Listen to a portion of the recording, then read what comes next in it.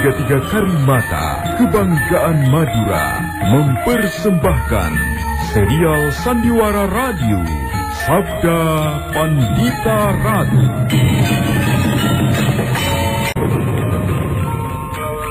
Sabda Pandita Ratu. Naskah ditulis oleh Pondra Swasti Langit, diolah oleh Agung Bahrodi, didukung oleh artis-artis terkemuka, Ferry Fadli, Eli Ermawati, M. Abud, Ivone Rose, dan lain-lain. Teknik dan montase, Ibing Arifin, dengan sutradara, Dian Pertiwi. Sabda Pandita Ratu. Kali ini dalam episode ke-24 dengan judul Sepak Terjang Pemetik Kembang.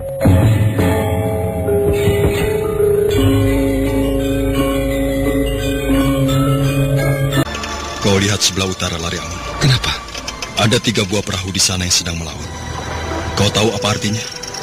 Ya, padahal ini masih pagi sekali.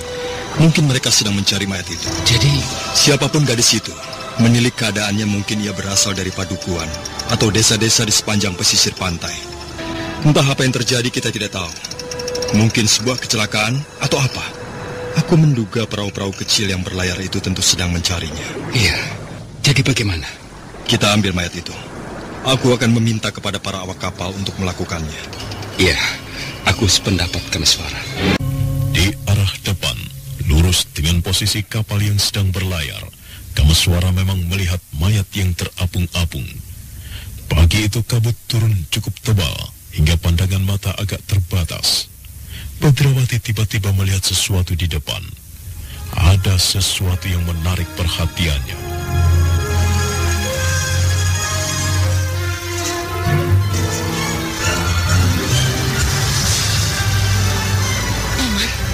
Bagaimana, Badrawati? Kabut agak mulai menyibak. Apakah yang di sana itu Nusa Kambangan? Mana? Itu. Aku baru kali ini datang di daerah ini. Aku tidak tahu apakah benar dugaanmu. Adakah yang tahu? Benarkah yang jauh berada di depan itu pulau yang kita tuju? Benarkah itu Nusa Kambangan? Iya, memang Nusa Kambangan. Iya, memang. Sudah dekat, Paman Kameswara. Kita akan sampai. Kameswara meminta kepada awak kapal untuk mengangkat mayat yang mereka temukan. Mayat itu ternyata belum membusuk. Perutnya membengkak pertanda terlampau banyak minum menelan air. Kameswara memperhatikan keadaan mayat itu dengan seksama.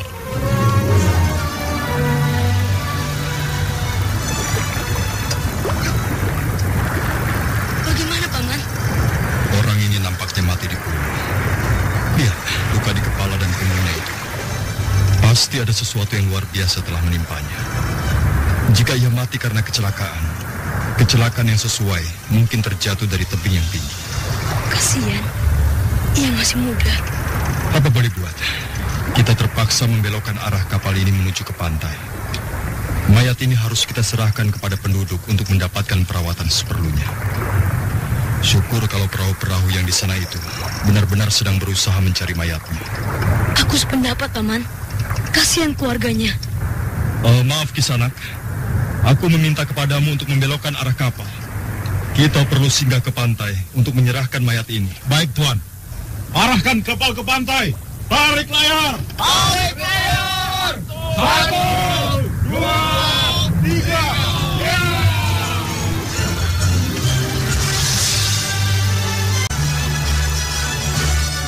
Kapal yang berhenti itu kemudian kembali menarik layar, berkibar dengan gagahnya, menjaring angin, dan membawa kapal itu membelok mendekat ke arah pantai.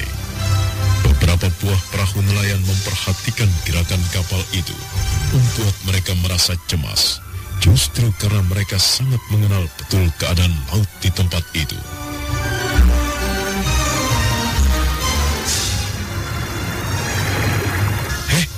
Lihat kapal itu. Kenapa dengan kapal itu? Kapal itu tadi berhenti dan kemudian membelok ke arah kita. Barangkali mereka membutuhkan perbekalan. Kita harus mendekat. Tempat ini dangkal sekali. Di dalam air terdapat tebing yang tidak kelihatan dan bisa membahayakan mereka. Mereka harus diberitahu agar tidak kandas. Iya. Ayo cepat, arahkan perahu langsung ke kapal itu.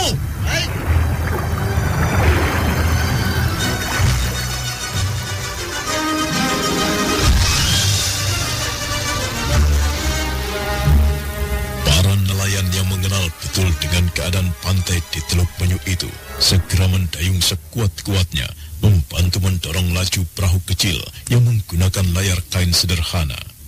Isyarat para nelayan itu ternyata bisa dimengerti oleh awak kapal.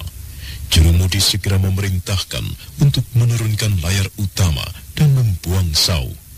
Kameswara yang tidak mengerti apa yang terjadi merasa heran. Ada apa Kisanak?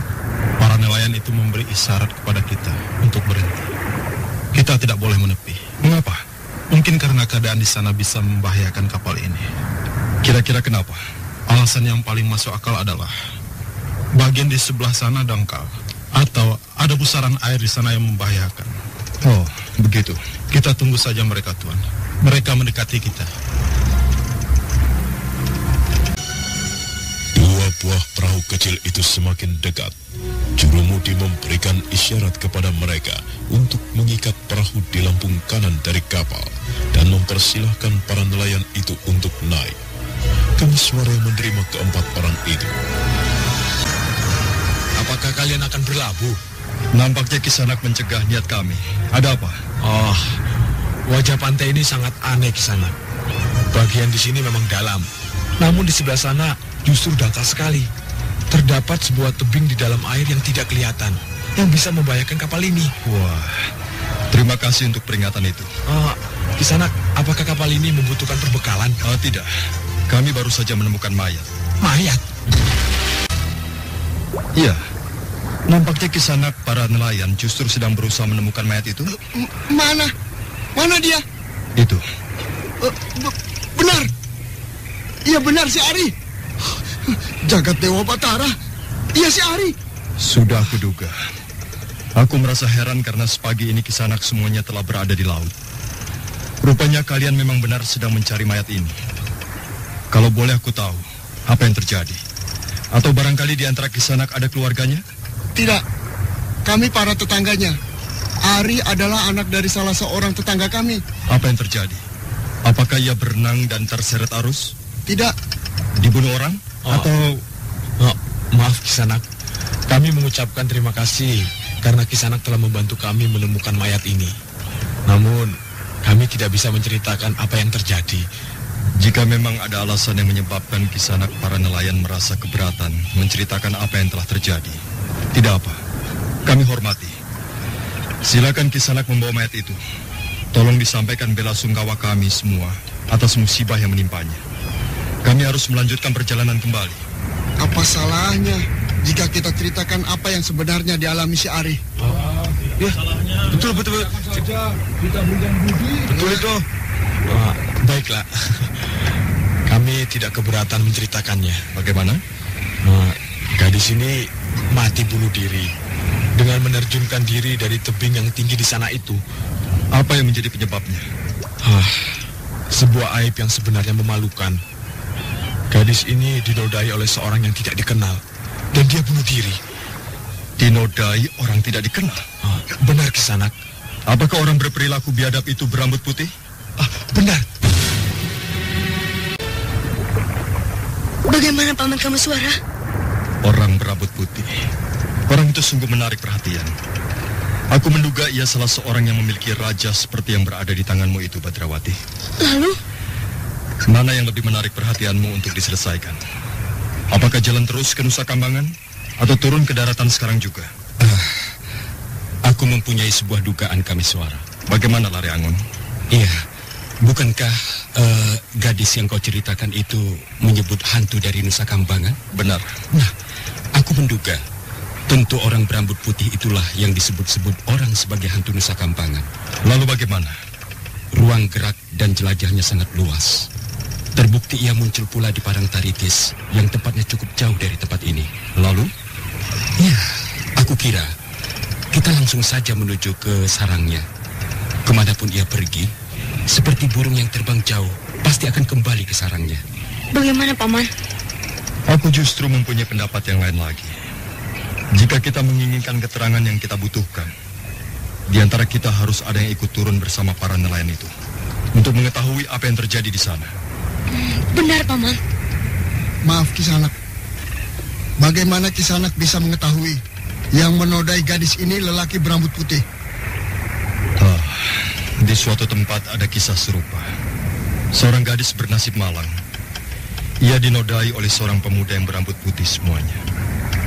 Kisanak bisa menceritakan di mana orang berambut putih itu sekarang? Oh, dia berkeliaran dari satu tempat ke tempat yang lain, mencari korban dari pedukuhan ke pedukuhan. Yang berada jauh di depan itu adalah Nusa Kambangan, bukan? Benar. Badrawati dan kau Lare Angon. Bagaimana, Paman?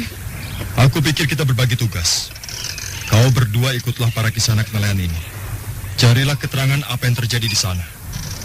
Nusa Kambangan sudah dekat. Kita akan bertemu di sana. Bagaimana? Baik, Paman. Baiklah. Sekali lagi Kisanak, aku titip bela sungkawa. Tolong sampaikan pada keluarga gadis ini. Silakan Kisanak membawa mayat itu untuk dirawat dan diselenggarakan upacara menghantar layon sebagaimana seharusnya. Mewakili keluarganya, kami juga mengucapkan terima kasih karena kapal Kisanak yang telah menyelamatkan mayat si Ari.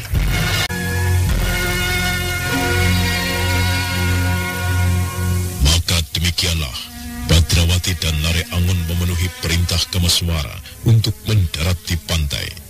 Kameswara sendiri kemudian melanjutkan perjalanan terus ke barat. Air kembali terkembang, membawa perahu itu melaju dengan kencang.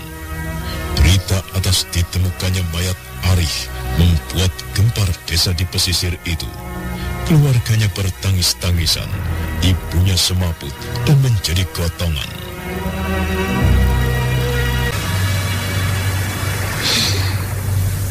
Kasihan keluarga itu, Paman.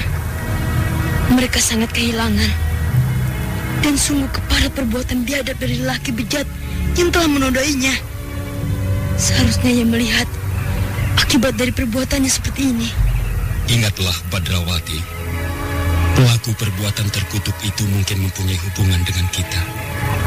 Sebagaimana yang dikatakan Kameswara, pemetik kembang itu mungkin malah memiliki Raja Kalacakra seperti kita. Itu tak menjadikan halangan bagiku untuk menghajarnya. Aku berjanji, jika ia aku temukan, aku akan menghajarnya hingga babak belur. Kita harus mencari keterangan. Kau lihat lelaki yang berdiri termangu di sana itu? Iya, Paman. Nah, mari kita pancing dia agar mau bercerita. Mari, Paman.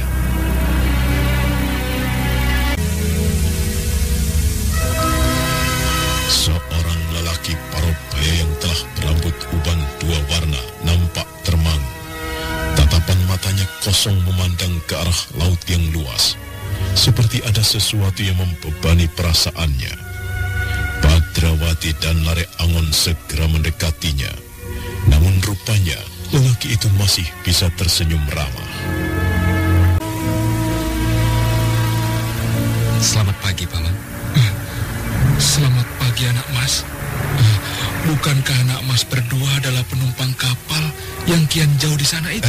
Benar, Paman. Namaku Lare Angon, dan ini keponakanku. Namaku Badrawati, Paman. Orang menyebut namaku Donopati. Ketika lahir namaku Wakut. Namun karena sakit-sakitan, orang tuaku mengganti namaku menjadi Donopati. Aku melihat wajah Paman agak pucat. Juga nafas Paman tersengal-sengal. Apakah Paman pada saat ini sedang menderita sakit? Ki Donopati menghela napas panjang. Tarikan nafas itu terasa berat sekali. Badrawati menebar pandangannya ke arah laut lepas. Namun di sana, kapal yang ditumpangi Kameswara semakin jauh melaju ke arah barat. Di sebuah rumah, kesibukan dari keluarga yang sedang tertimpa musibah itu semakin meningkat. Seorang pemuda nampak semaput dan menjadi gotongan. Apakah aku kelihatan sakit, anak Ger? Benar, Paman. Sesak napasku, anak Ger. Aku mengalami kesulitan bernapas. terengah-engah. Apakah setelah Paman berganti nama menjadi Donopati, penyakit itu sembuh? Ya, mungkin itu sebuah kebetulan saja. Sakitku sembuh, namun sebagian orang telah terlanjur suka memanggilku dengan nama yang lama, Wakut.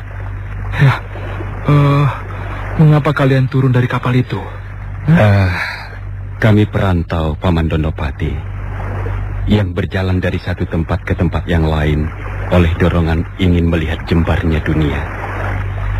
Apa yang kami dengar tentang kegelisahan yang melanda desa ini menyebabkan kami memutuskan untuk turun dari kapal untuk melihat dan mendengar apa yang terjadi. Kami melihat Paman nampaknya menyimpan beban di hati. Apakah Paman keberatan untuk menceritakan kepada kami? Aku merasa sedih memikirkan anakku. Putra Paman? Benar. Apakah putra Paman juga menjadi salah seorang korban dari kebiadaban orang berambut putih itu? Ya, secara tidak langsung begitu. Mengapa? Anakku lelaki. Oh, lalu? Mestinya si Arih yang bunuh diri itu pada 2 bulan yang akan datang menjadi menantuku. Anak lelakiku sangat terpukul. Dia seperti orang yang gila karena kejadian ini.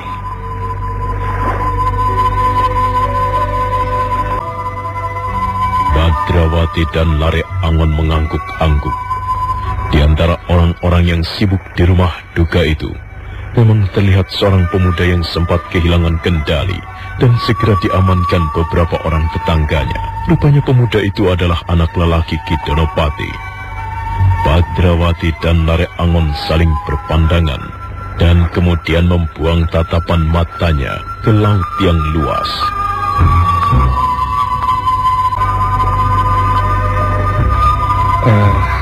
Tadi aku melihat seorang pemuda yang sempat kehilangan kendali dan bakat semaput dan menjadi gotongan.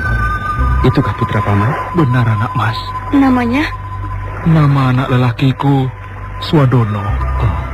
Dari kecil ia bermain-main dan bersahabat dengan Arih. Persahabatan yang bersemi di hati mereka dan kemudian berubah menjadi benih-benih cinta. Ya, kami para orang tua mengestoni, memberi restu, dan bahkan mengikat hubungan mereka. Baik aku maupun kedua orang tua Arih sama-sama berharap agar mereka nantinya bisa menyambung garis keturunan kami. Kasihan. Ya, aku bisa membayangkan anak lelakimu itu tentu merasa sangat kehilangan. Ya, barangkali memang sudah nasibnya. Takdir yang datang ada kalanya memang tak terduga dan mengejutkan. Ada berapakah gadis-gadis yang menjadi korban dari pedukuhan ini, Paman Donopati? 4 orang. Itu yang diketahui. Yang tidak diketahui karena mungkin malu atau mungkin lebih banyak lagi. Kami semua para penduduk padukuhan ini berusaha menjebaknya. Namun orang itu sepertinya tahu kalau akan dijebak. Ia kemudian tak pernah muncul lagi. Ya, mungkin sekarang mencari korban yang lain di desa-desa atau padukuhan yang lain. Sebenarnya, kapan terjadi peristiwa itu, Paman? Ya, sudah lebih dari 2 pekan yang lalu. Sebenarnya anak lelakiku tidak mempersoalkan keadaan Arih. Namun Arihlah yang kemudian kehilangan kendali. Arih merasa dirinya sudah tidak pantas lagi untuk mendampingi anakku. Dan kemudian, semalam ia tiba-tiba lepas dari penjagaan. Lari sifat kuping dan kemudian ambyur di tebing sana itu. Wah, sedemikian banyak orang yang dinodai. Sedemikian banyak gadis-gadis yang diperkosa. Kalau hal itu tidak segera dihentikan, akan seperti apa nantinya? Gadis-gadis itu tidak diperkosa, nak mas. Termasuk Arih. Ia juga tidak diperkosa. Lalu? Pemetik kembang itu benar-benar mempunyai kemampuan meluluhkan hati korbannya. Gadis yang semula tidak mau, menjadi mau. Dan baru menyesal setelah kejadian memalukan itu menimpanya. Pemetik kembang itu juga menggunakan cara yang lain. Cara apa itu? Mungkin membingungkan. Akan tetapi aku menyebutnya mengiriminya mimpi. Mengiriminya mimpi? Iya. Beberapa hari sebelumnya Gadis yang akan menjadi korbannya bermimpi bertemu dengan pemetik kembang itu. Gadis itu digiring pada sebuah keadaan, ingin menjadikan mimpi menjadi kenyataan. Gadis itu kemudian terkejut ketika mimpi itu benar-benar menjadi kenyataan. Lelaki yang semula hadir di dalam mimpi itu tiba-tiba benar-benar muncul di depannya. Nah, hal itu menyebabkan gadis itu menjadi pasrah dan tidak mampu menolak ajakan lelaki keparat itu. Bukan main. Ia menggunakan cara seperti itu. Iya.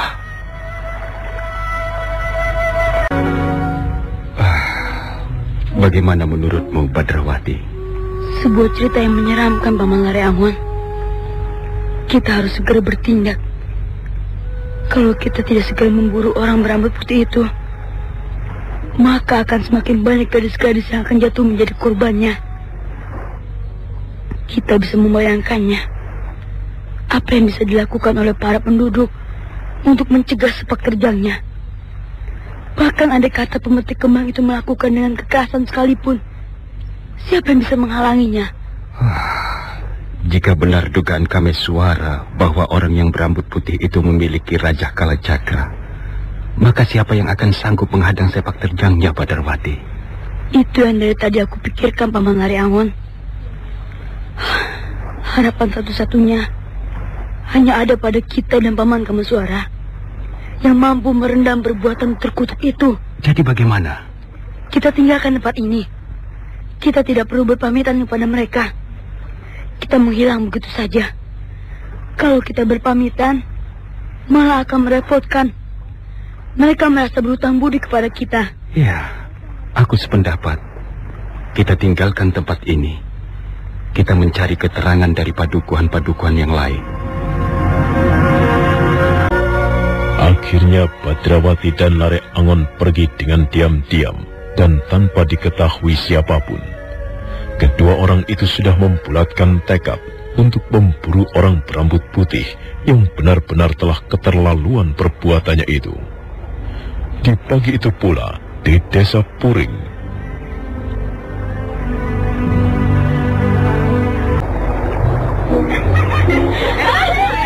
hai teman-teman, ada apa? Lihat ini, punya siapa yang hanyut ini? Itu bukan punyaku. Punya siapa? Ngaku saja. Punyaku tidak buluk seperti itu. Itu punyaku. Coba diambil, nanti hanyut. Biar saja, memang aku buang. Hati-hati membuang benda pribadi semacam itu. Jika ditemukan jejaka, bisa gawat. Benda pribadi itu memang sengaja dibuangnya. Ia memang berharap benda pribadi itu ditemukan jejaka.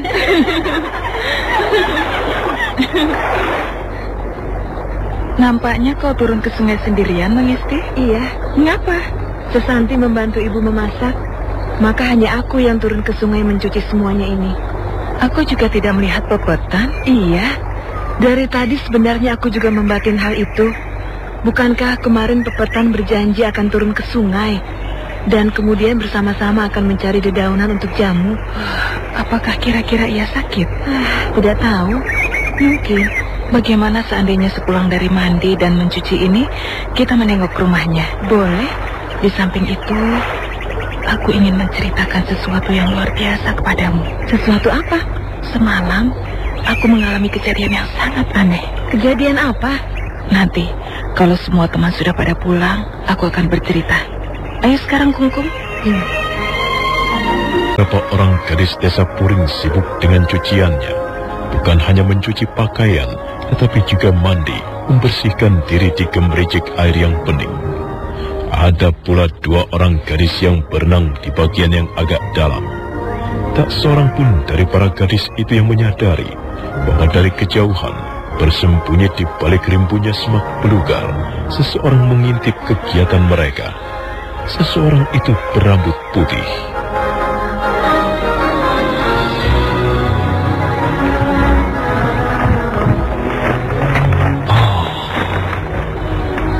Benar-benar sebuah pemandangan yang indah dan menggairahkan, membuatku merasa betah untuk tinggal di sini lebih lama.